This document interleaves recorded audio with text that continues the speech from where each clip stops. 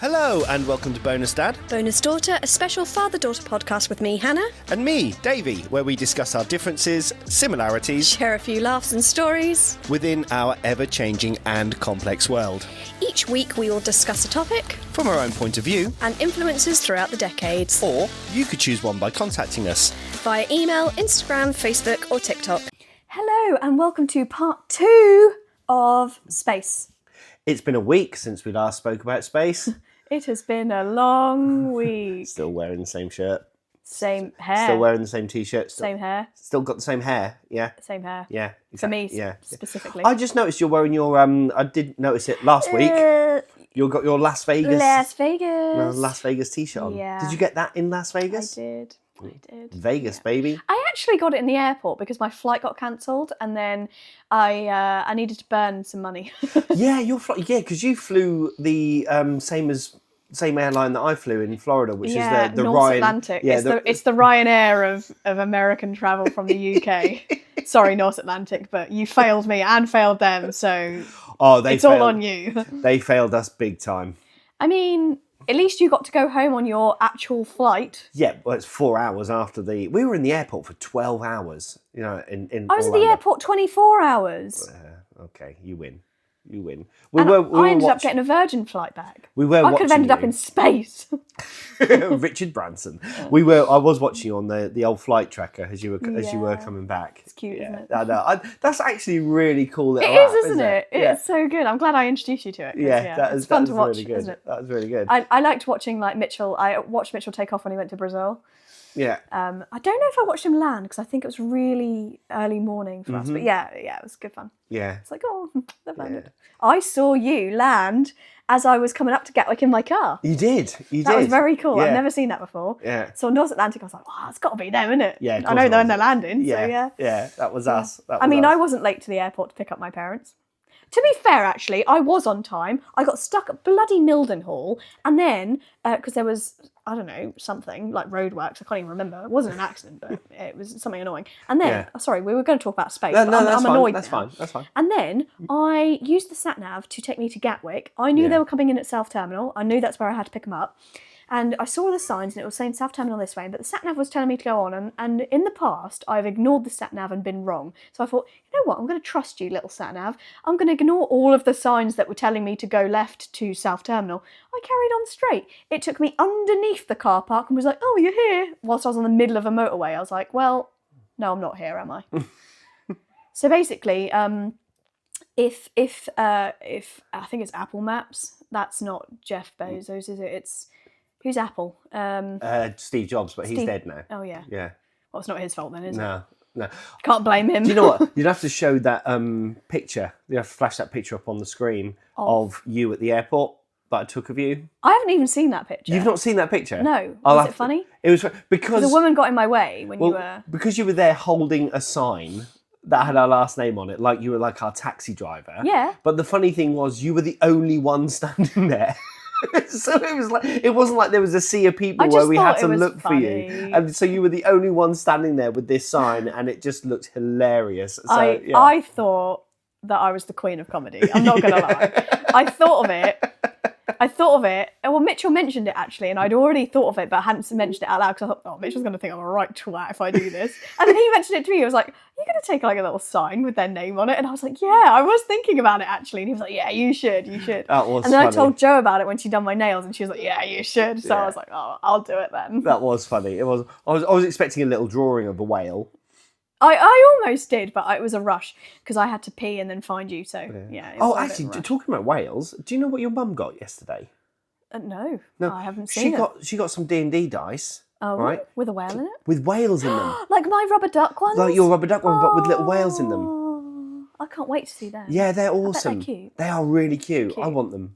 Oh, but yeah, apparently they're your mum's. To be you. Yeah, exactly. Well, you've got all your funky dice. I know. And your amazing dice tower that your amazing daughter. I know, my Albert dice tower, which is just... It's cute, isn't it? It's so cute. It's so nice. So, shall we talk about space? Let's talk about space. Let's talk about space. So last time we kind of focused on space exploration and going to the moon and the space race and a little bit of history of where we were. Space, so I thought we'd talk this time to kind of keep it separate but on the same kind of wavelength is to talk about the solar system, the galaxies, and the universe. Woohoo! And the future of what is being planned in space. But also a little bit of a discussion at the end as well about, is there life out there? Cool. Can I ask you a question before we start? Please do. It is space related. Okay. How do you remember Yeah. all of the planets in order? I don't. Oh. I can't ever remember them in order. Really? So you don't know the acronym? I don't know the acronym, no. So there is a really famous acronym to remember it, but I can't remember it. Yeah. I have my own. Okay. Do you want to know what it is? Go on. It's clean, I promise. Okay, because I have got them written down here. Okay, well I won't look at them. Yeah. So my very eager memory jerks and shows us nature's plan, because I include Pluto, because when I made this acronym for myself, Pluto was a planet. But I can do it in order if you like. Okay, go on then. My Mercury, very Venus. Yes. Earth. Yes. Mars. Yes. My very eager memory jerks Jupiter. Yeah. Saturn. Yeah. Shows us Uranus. Yeah. Neptune. Yeah. And then Pluto. Yeah. Do you know what about where the Earth, where all the different planets are? I always thought Jupiter was further out. As in was one of the furthest away planets. No. But no, it's after Mars. Yeah. It's quite close. Yeah. Really. You know, grand scheme of space. Yeah, in yeah, comparatively. Comparatively I mean, close. it'll take you a couple of days to walk there, but you know, it's comparative within the vastness of space. Do you know what the hottest planet of our solar system is? Is it Mercury? It is not. Even though it's the closest to the sun, it is not. It's actually Venus because of the gases. Really? Yeah. That will probably be on here. Sorry. Actually. Will it be on here? Sorry, have I ruined one of your fun facts? First line, the hottest planet in the solar system. Was I right? Yeah, you were. Yeah, Hey! Yeah, Venus. Yeah. Oh dear. So Anyway. so let's talk a little bit about the solar Should system. I just stop spouting about things that I know no, about no, space? no, because no. then No, not at all. Okay. Yeah. So if we look at the centre of the solar system, what's at the centre of the solar system? the sun. We The originally sun. thought it was the Earth. Yes. Are you about to say that? No. Oh. No.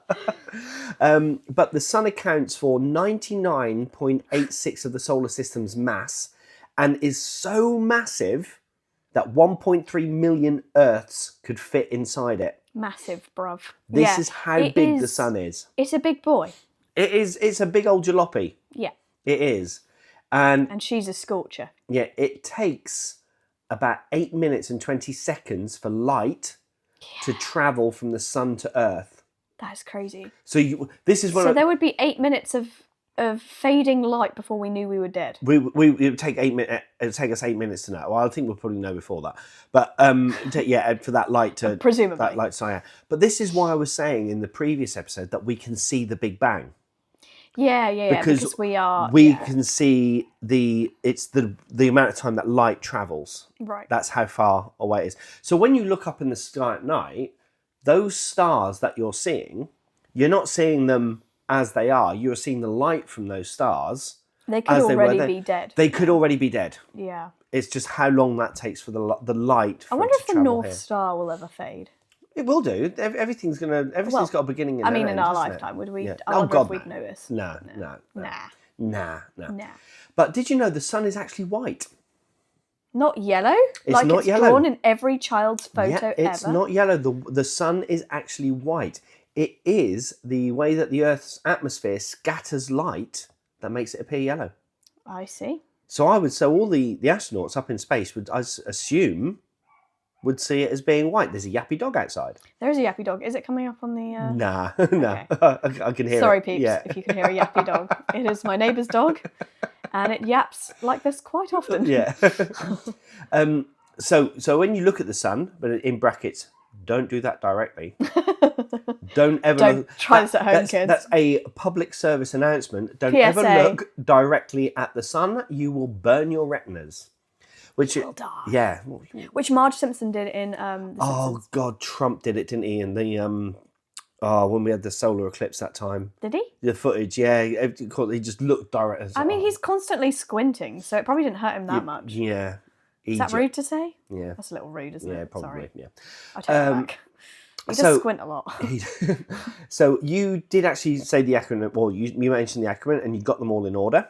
Yeah, it's not the well-known acronym, but it's my acronym. It's your right. If it works, it works. Exactly. If it works, I'm not going to change my acronym just because it doesn't suit. If it works, it works. And I can knock off plan on the end because it's just nature. Shows us nature, which is sweet. Exactly. Not nature's plan. There we go. So Mercury, and it does say here, despite being the closest planet to the sun, Mercury isn't the hottest. It's not like we didn't already know that. Mercury hasn't actually got an atmosphere. Oh, no, interesting. So it's probably been burned away. Yeah, so because of that, it causes extreme temperature fluctuations. So it's like 427 degrees centigrade in the day. That's crispy. To minus 180 centigrade at night. That's frosty. There is no way that a human being could survive in that. No. Absolutely not. You would be either major burnt crispy, to a crisp or major frosty. Frozed. It'd be a frozed. Next up is Venus. It is the hottest planet in the solar system. Well done, Hannah. Yeah. Not by much, though. Mercury's highest temperature, 427 centigrade. Yeah. 465 centigrade is Venus, so it's not far off. It's not that far off, but it is hot enough to melt lead. And it's due to its CO2-rich atmosphere and runaway greenhouse effect. Knees and hips. Yes. It's not made of lead. I thought people's body parts were made of... Not made of lead. You get lead poisoning. It'd be like titanium or ceramic. Some of them are made of ceramics. Oh. Yeah. I have genuinely always thought they were lead. No. I know you could get lead poisoning, but I just assumed they'd made a lead that wasn't poisonous. I hadn't really thought this one out, to be honest, in the old brain speck there. Bless you.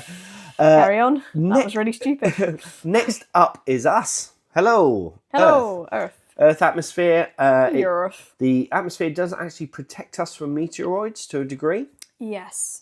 But do you know what the Earth doesn't protect us from? What's that? Us. It doesn't. No. We are a virus of the planet. I really like the film WALL-E because I feel like... That has such a good message.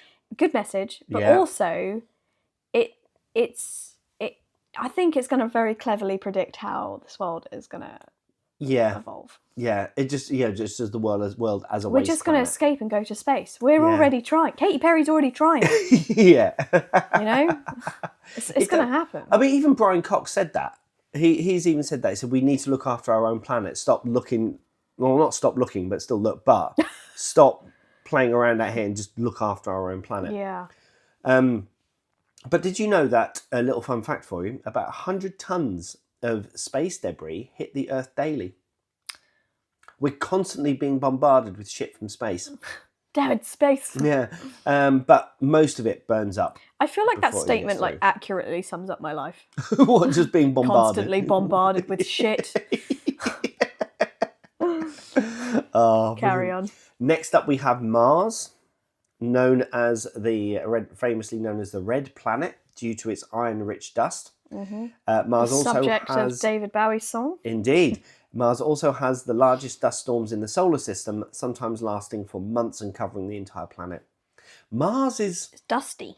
Mars it's just a bit dusty. Within kind of film and also within literature, has been quite a focus of attention, especially when it comes to life. Because, like you say, the Bowie song is Their Life on Mars. Mm-hmm.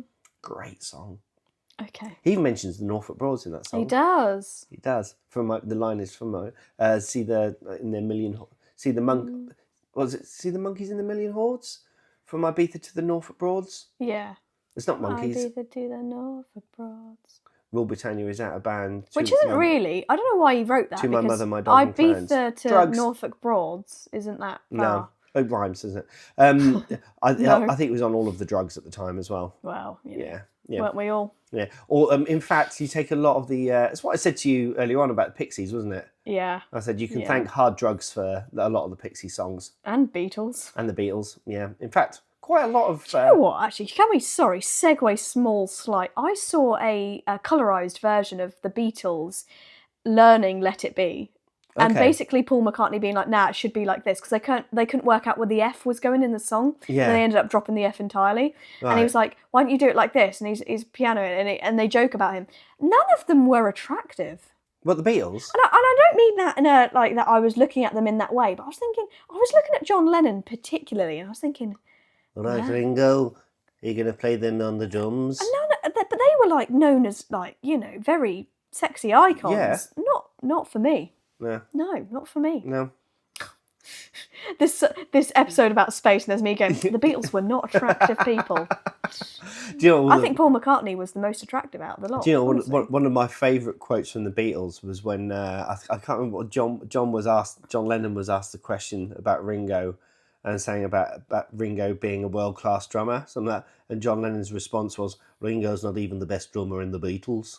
I mean, they were very down to earth, like very down to earth. Who was the best drummer in the Beatles? Well, no, that was a joke because Ringo is the drummer, isn't he? Well, I know he's the drummer, but I wondered if Paul McCartney actually had some skills. He's a skilled man. When you think of musicians, because once you learn one instrument, as you know, it's not that difficult. Then once you get the hang of it. Well, Dave Grohl needed to find band members for his first band because he wrote it all himself, and they're like, "Oh, do you want to play on stage?" And he's like, "Well, Foo Fighters. I've got to. Well, he's got to find all of the things." Yeah. R.I.P. Taylor Hawkins. Indeed. Foo Fighters. Foo Fighters. Foo Fighters. In fact, one of the famous another quote from John Lennon is he said, "I'm an artist. If you give me a tuba, I'll get you something out of it." Yeah. Yeah. Good accent. Are they Liverpudlian? They were Liverpudlian. Okay. Yeah. They were. Yeah. Liverpool. Accrington Stanley. Who are they? Exactly. Kind of hoch. It's very kind of hoch, isn't it? Yeah. I've never really thought about. You know what I said about accents? Yeah. That's why you say certain things to get into the accent. Yeah. And that's one for Liverpudlian. Kind of hoch. Yeah. I have to for Irish. All those easy. It's like top of the morning to you. Then I can get into the Irish accent. It's really easy after that. But you've just got to get into that first initial bit. That's quite southern. It's a soft Dublin. Oh, it's not a soft Dublin accent. Oh, you got the Northern Irish accent, which is "What's your name?" What's your freaking name? That's the Belfast accent. It's louder. It's quite aggressive. Aggressive and quite kind of. Oh. What's your name? What's your name? Nee, it's not nee. What's your name? Then you got the Derry accent, of course, which is a. Yes. I love Derry girls. What's her? She's also in Bridgerton. Yeah. Nicola. Oh yeah, I can't remember. Yeah. I can't remember. Awesome. And the other girl in it, I didn't realise also how old she was because she plays like a 14-year-old girl, but she's like 34. Yeah. She sounds identical to Adele, like that London accent. Yeah. I love Adele. When we think about Adele, because again, when I sing, I don't sing with a Norfolk accent. No.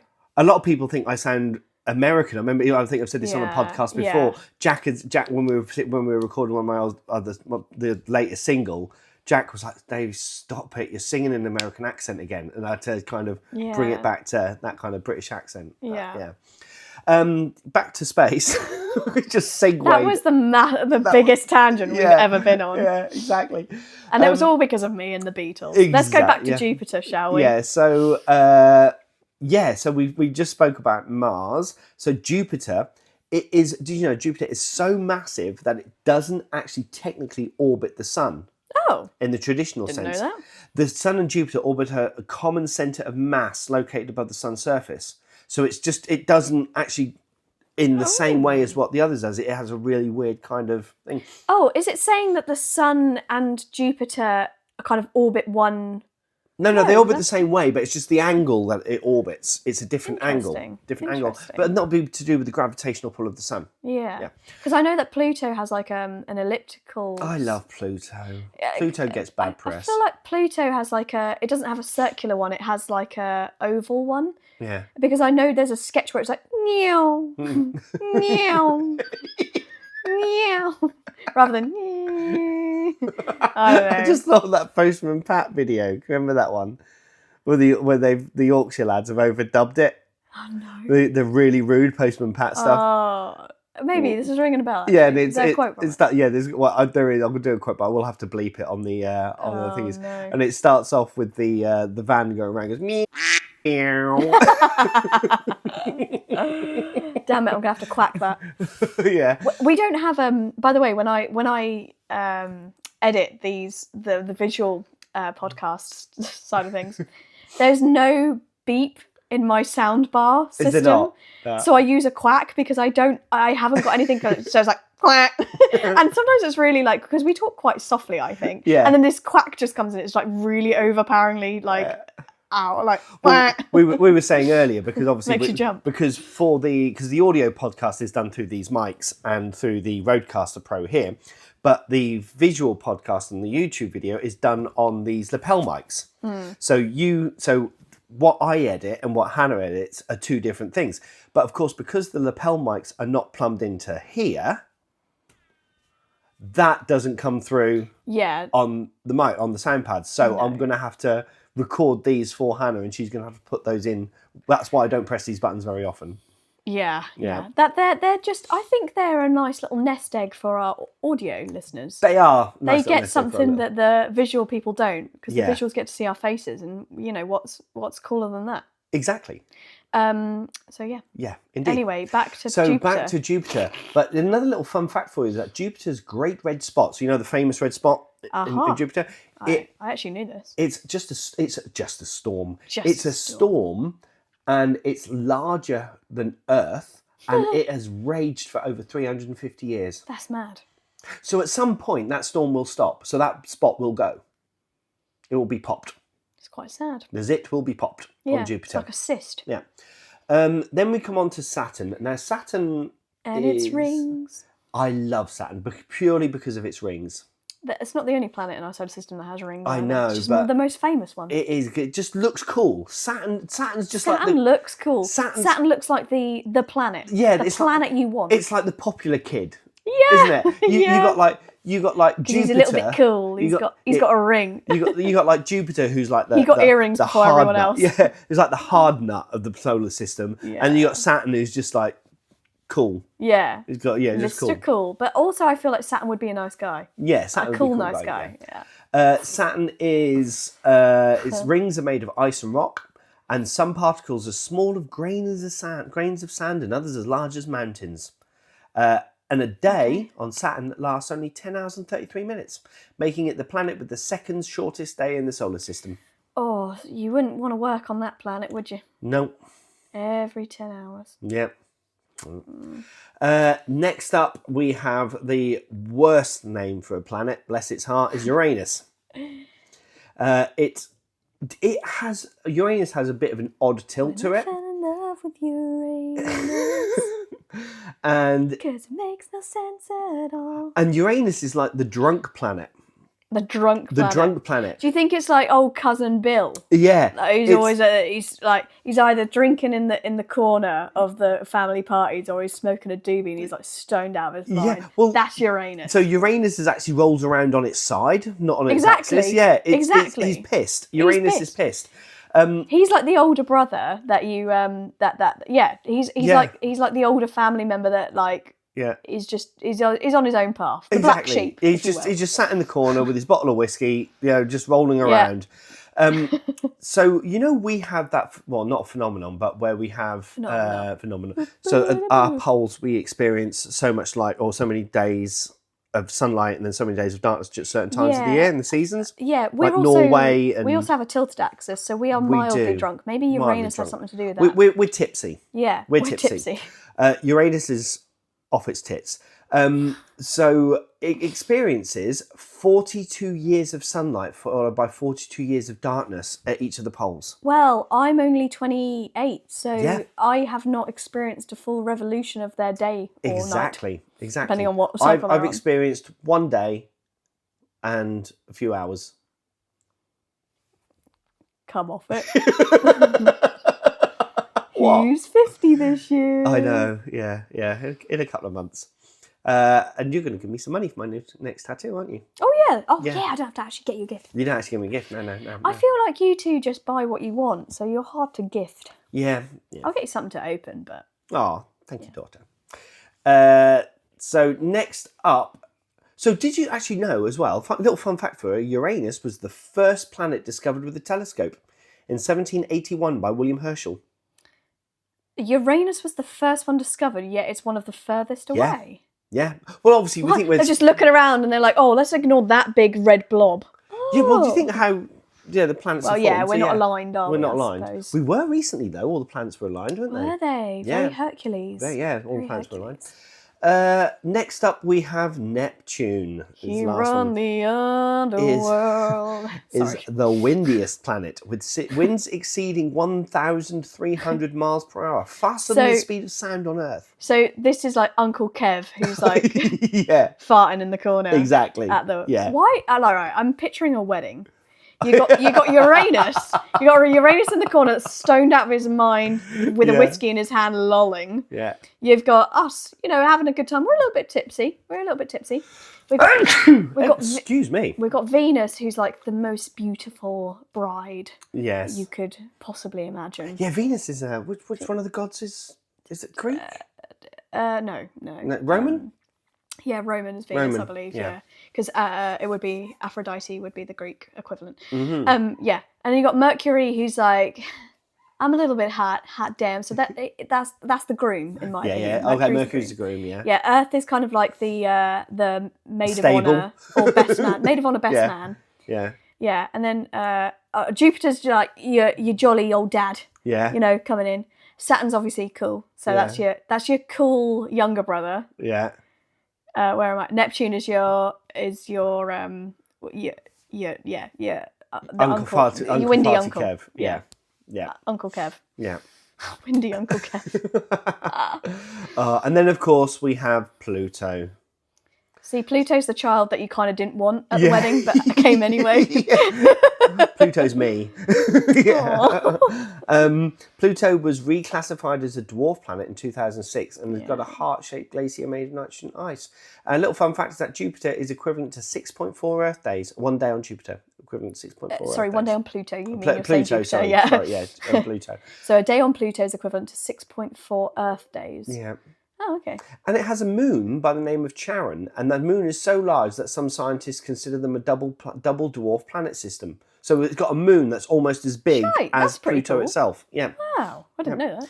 The largest moon in the solar system is Ganymede, which is one of Jupiter's moons. Of lots of sci-fi fiction. Indeed, Ganymede has. Saturn's, so it's even bigger than Mercury. Ganymede's a big old size. That's so weird to put into perspective, isn't it? Yeah, Ganymede's a big old size. Then you've got Saturn's moon, Titan, which has rivers, lakes and seas. Not of water, though.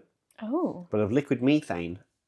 Methane. Oh, like cow farts. Yeah, like cow farts. Liquid cow farts. Liquid cow farts. And Neptune's moon's Triton orbits backwards. Oh. And they think that is because they think it was a captured object from the Kuiper Belt. That means nothing to me. So it's almost like this object was going around in the belt and it's got sucked in by Neptune's gravitational pull, but would have come in that way while everything else kind of goes that way, and it's so it's going around the wrong way on the motorway, and everything hello this is going past all the other moons. Oh, I quite like that one. Yeah. Triton. So then we're looking at further away now. Galaxies. We've got the Milky Way, which is where we are. It's not just a chocolate. The red car and the blue car had a race. Very good galaxy chocolates, Milky Way. Yes. Yeah. The red car and the blue car had a race. And all Red wants to do is stuff his face. He eats everything he sees, from trucks to prickly trees. But smart old blue, he took the Milky Way. Yeah. It is a... That's a beautiful harmony. Wasn't it? It has a barred spiral galaxy containing 200 to 400 billion stars. Magic stars. And spans 100,000 light years across. So when you think about our Milky Way, Milky Way, 200 to 400 billion stars. So same as our sun. Yeah. You're telling me that there isn't life on one of those planets around one of those stars. Just in the Milky Way. Yeah. We'll come on to that. Statistically improbable that there isn't life. Statistically improbable. Our solar system orbits the Milky Way's centre. So we're in the centre of the Milky Way. Yep. At a speed of 514,000 miles per hour. How do they know that? And we complete one orbit every 225 million years. And that's what's called a galactic year. Right. I'm just wondering. Just trying to put that all into perspective. And how did they know that? Because so speed, distance, right? They've got a copper on the outside and he's got a speed gun. Yeah. To get the speed of something, it's distance divided by time. So they would need to know the time, which is relative to the Earth. So that doesn't really make a lot of sense actually in grand scheme of space, but here we are. So they know what the time is on Earth. Yeah. How the hell do they know the distance? Well, measure the light. There'll be certain aspects. They'll take points of reference, won't they, and then work it out from there. That's incredible. That is incredible. Mm-hmm. I mean, basic maths probably doesn't cover this, but no, in its simplest form. How? This is like theoretical physics, and so the nearest galaxy to us is the Andromeda galaxy.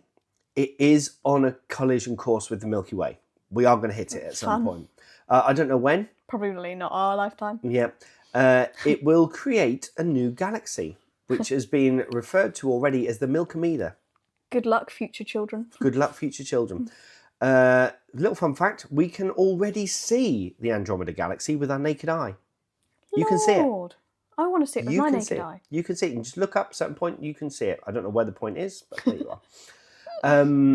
There are other galaxies, some shaped like rings, like the Cartwheel galaxy, and some have irregular forms due to collisions or gravitational interactions. And there's a thing called starburst galaxies, which is also another good sweet. Starburst? It used to be called opal fruits years ago. Did you know that? There's a little Gen X Is that is that the evolution of? Yeah. Opal fruits are now it's called Starburst. Yeah. Can you still get Starbursts? Yes. Can you? Yes. Yeah, it used to be called opal and fruits. Chewits. Similar. Oh, I love a Chewit. Similar but you used thicker. to get mint Chewits. I used to love a mint Chewit. No. Yeah. Like a chewy... Well, I suppose... We used to have things called Pacers as well. They were nice. Lovely. Lovely. ASMR, AMSR. That was not. Was it our not? poor audio listeners right now. Well, and visual ones, because that wasn't a visual. It wasn't nice visually. You're not missing anything, audio peeps. Starburst galaxies have intense star formation, producing new stars at 1,000 times rate of the Milky Way. So it's like pinging stuff.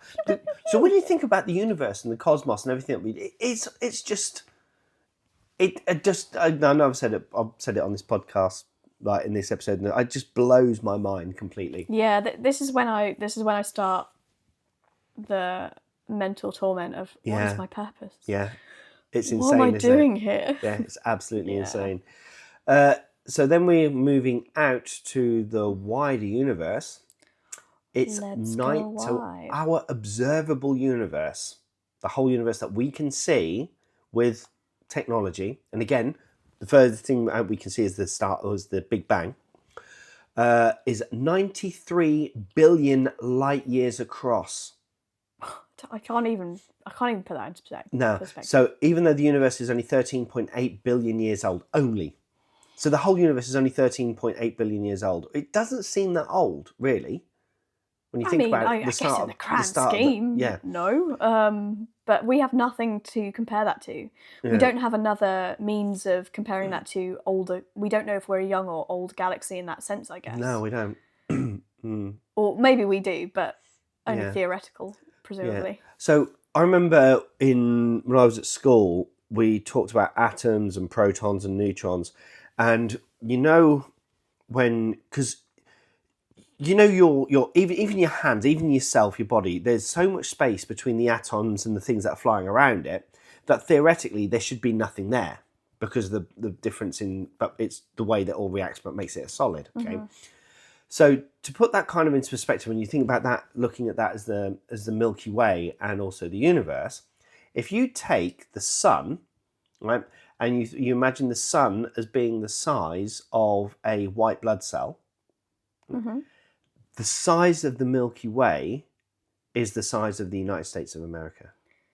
Shit. Yeah, shit. That's pretty cool. That's the size comparison to kind of put it into perspective. That is mad. That is crazy. The size of a white blood cell to the Milky Way. So even the Milky Way. Just the Milky Way. There is nothing. I guess if you were to expand that further and just say, okay, let's say Earth compared, I guess that would be a white blood cell to Earth would to be Earth itself. Would be maybe. a section of the universe, and probably only a section of the universe. Shite. Yeah, because we just don't know. So if you put that into perspective, it would almost be like, the sun would be the size of a white blood cell. Then the Milky Way would almost be the size of the United States of America. Then you could argue the Andromeda galaxy would then be the size of South America, the entirety of South America. Yeah, it's crazy. Just to kind of put it into perspective. Yeah, that is just insane. Then of course you've got Mad. There's dark matter and dark energy. Black holes. Yeah, and that makes up about 27% of the Earth's content. And those invisible forces, they shape galaxies and drive the universe's accelerating expansion, because the universe is constantly expanding. Mm-hmm. It's constantly expanding. You do at one point, you think, okay, so it's going to expand at some point. When is it going to start contracting again? Is it because of the Big Bang? Because it's like we're still the aftermath of the explosion. Yeah. Is it at some point going to start gravitational pull, pulling it all self back in again? And is it then going to implode on itself? Yeah. We're talking billions upon billions of years. Yeah. It happens so slowly. Or do we just happen so fast? Yeah. So the Big Bang happened 13.8 billion years ago, and the cosmic microwave background radiation is the leftover energy from this event, and that is what we can see when we say we can see the Big Bang. Okay. Scientists found it in 1965, completely by accident, whilst trying to get rid of some static. They found it by accident. Yeah. It's better to be lucky than to be good. Exactly. And then we've got black holes. Black holes scared the shit out of me. Where do they go? There's a brilliant film in a Disney film called The Black Hole. Oh. And it was amazing. I thought you were talking about holes like Shia LaBeouf and the... No. Black holes are... I can fix that. I can fix that. The regions of space-time where gravity is so intense that nothing, not even light, can escape. Dude. Do you know how far away the nearest black hole to us is? I hope a long way. 1,600 light years away. I'm happy with that knowledge. Safe in the knowledge that we're not going to be sucked into a hole. We still don't know. I saw this interview with Brian Cox the other day. It's like, we don't know enough about black holes.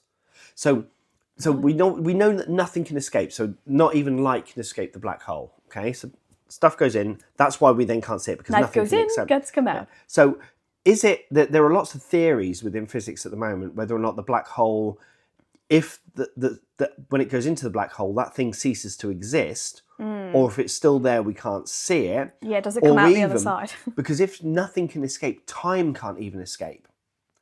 So time gets pulled in. So if something was to then come out of a black hole, would it come out millions of years into the future? But time would stay relative within? Could it begin and come out at the end of the universe? So you think it would go in, but then come back out at the end of time? Yeah.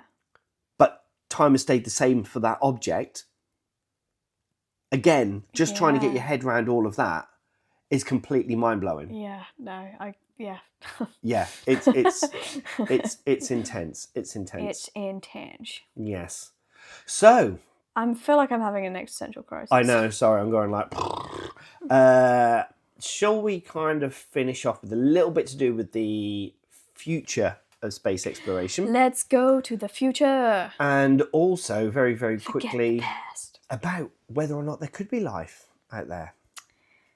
Again, I think it would be naive of us to think that we're the only life forms in the universe. Incredibly naive. So I did a little bit of a Google, and naturally, yeah. So we don't have, as of this time of this podcast, so things could change tomorrow.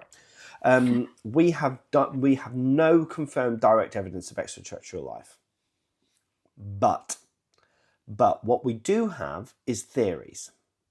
So we've got the theories that life does thrive in extreme places on Earth, such as deep sea vents, acidic lakes, and even inside rocks, which suggests that some form of life, just because we're an oxygen-based life form, doesn't mean that some form of life cannot survive in other harsh environments. Yeah.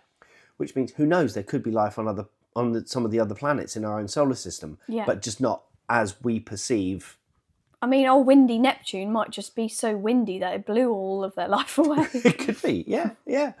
We have also found organic compounds on things in space, such as amino acids. We found them in interstellar clouds, meteorites, and comets. So comets. We have discovered methane has been detected in Mart's atmosphere, which could be produced by living organisms. And in the lakes of Jupiter or Saturn's moon. Exactly. Cow farts. NASA's Curiosity rover, I feel sorry, that's just bumbling around Mars still, isn't it? Just driving around Mars. Oh, he's having a whale of a time. I'm sure he's fine. He's like Wall-E. Yeah. Lonely, but he's a robot. Rover has found ancient organic molecules in Martian rocks, which suggests there has been life on there at some point. Ooh. And you've already mentioned there's some of the others. Saturn, they've got icy crust. It's methane, so possibly. Mm-hmm. Possibly. Moons like Europa have a subsurface ocean as well. Again, so could support life. Fishies. Exactly. So, yeah, we have got a few missions. Ooh. We've got a few missions coming up. So set your calendars and your alarms. Yeah, let's go. There was a mission called Europa Clipper, which launched in October last year, which is going to Jupiter's moon, Europa, to have a look at that ocean. Ooh. To see if it can have a look to see if it supports life in there. I like to think aboard that flight is a whole crew and then just one fisherman. Well, I think have you ever seen the film Event Horizon? No. Oh, okay. It's very, very scary. Actually, as far as scary films go, that is it's about space travel and it is a brilliant film, and the ending of that is just insane. So, of course, Mars, we're looking to bring samples back to Earth to investigate those further, to see if we can see signs of life. In 2028, NASA is going to be launching Dragonfly, which is a drone that will fly around Titan's surface, the moon of Saturn, to study its chemistry, to see if it does possibly support life. Ooh. This is the quest to find life now. This is a kind of, yeah. Another Saturn's moon is going to be investigated in the 2030s. They've got planned. Do you think they're investigating these so that if we do need to vacate the Earth, we can? No, I think it's just purely for fun. For fun. YOLO. For fun. Yeah, YOLO. So they think that the biggest hopes we have at the moment are Mars, Europa, and Titan, all places where there is a kind of liquid water. That's what water being the water of life. That's what they're kind of focusing on. Makes sense. Yeah. Wow. So that's so we haven't confirmed space. life. Haven't confirmed life. So space is, it's I think actually thinking about it, let's end on something quite funny. Okay. And when I say funny, but because everyone's just having an existential crisis, just like I am. It's probably why I've gone quiet. I'm like, oh my god. Yeah, I think there is one aspect of space that I think, just talk about the idea of weapons in space, Space Force. You know that Trump and his Star Wars kind of thingy. No. You haven't heard of that? No. Is he putting defences in space? Yeah. I mean, should we be investing in defence? That's so sci-fi, isn't exactly. it? Like... To be fair, I think we kind of should to a degree, but not against each other, but against like asteroids and shit. Oh yeah, asteroids and shit. Yes, not each other. No, not each other. So he's planning to put weapons in space he's hurt other countries. So he wants a branch of the military, Space Force. Oh, it just seems like a strange thing to pour money into. Yeah, like proper Star Wars shit. Yeah, proper Star Wars shit. Do you think he? I don't know. It's hard to say anything without being political. I know. Maybe we shouldn't finish on that one. I mean, he told people to drink bleach. I mean, yeah, maybe we shouldn't finish on that one. Actually, do you know what space has brought us? Let's finish on this. Yeah. Do you know what space has brought us? Go on. Some very good movies. It has. It's been a muse for a lot of creators. George Lucas probably. Yeah, authors. Is it George Lucas? George Lucas created Star Wars, yeah. Yeah, Marvel. Yeah. There's comics, literature, all back to our first part of this episode. Jules Verne. With Jules Verne, like if anything, it brings creativity. It does. Yeah. It does indeed. Yeah. It is mystical. Yes. It is. I mean, when you actually think about even like in ancient times. I mean, you studied ancient civilizations, specifically Greek and Roman. Yeah. All the gods and that are based on, the stars are named after. Yeah. I think people were already looking up a lot sooner than we appreciated. Yeah. The stories that they come up with and the ways in order to explain things, at once upon a time, we naively thought that everything revolved around us because we're Earth and we're human, and that's kind of how we think about things. And then discovering that, and you've got Galileo with his telescopes and stuff, like, pioneers of that era. Like, it's brought so much, I guess, rich knowledge to the world. Yeah. Space. And it's just beyond our reach. I wonder what the first person thought. I wonder what's out there. Are stars just pinholes in the curtain of night? Yeah. Mm-hmm. Someone was like, shit, we need to go up there and investigate. And mad. Yeah. It is a completely fascinating subject. The idea of space. And I say the one person who gets me really excited about space is Brian Cox. Yeah. Neil deGrasse Tyson. Yeah. Brian Cox. I just like the way he speaks. Yeah. He just makes everything sound calm.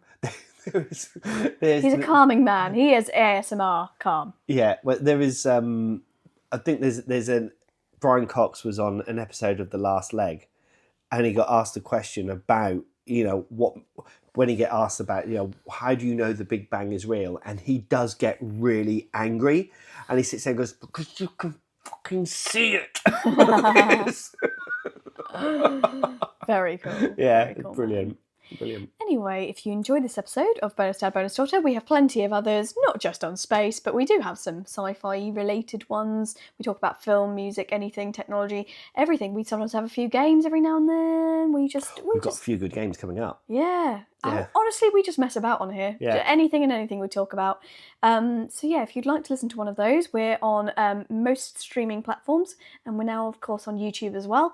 We hope you enjoyed it. And last thing to say is cue the outro. Is there life on Mars? Thanks for joining us on Bonus Dad, Bonus Daughter.